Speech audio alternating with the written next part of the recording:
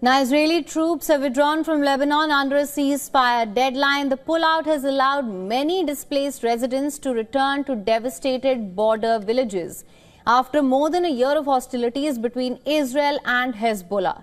It has also enabled emergency services to retrieve bodies from previously inaccessible areas. Lebanon's civil defense has recovered 23 bodies from border towns after the withdrawal. The returning Lebanese say they have come back to find total destruction.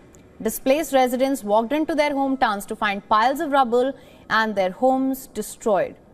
Israeli forces have withdrawn from border villages including southeast Lebanon's Odaise, Kafar Killa, Mais al-Jabal, Markaba and Hula. Lebanese leaders are pressing Israel to fully withdraw, calling its continued presence in 5 places as an occupation.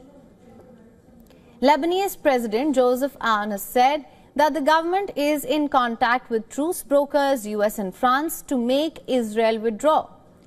The UN has called the incomplete pullout a violation of the Security Council resolution.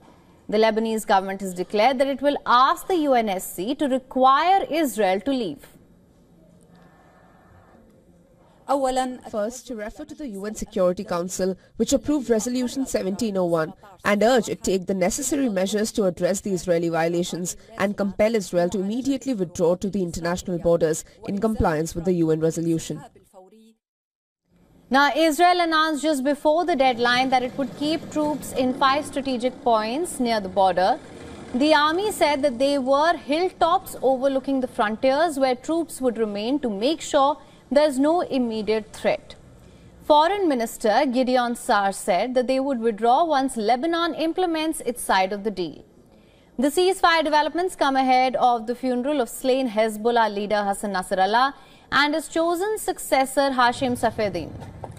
Nasrallah was killed in an Israeli airstrike on the 27th of September as Israel scaled up its campaign against Hezbollah. Beirut airport will be closed for 4 hours on Sunday during the funeral.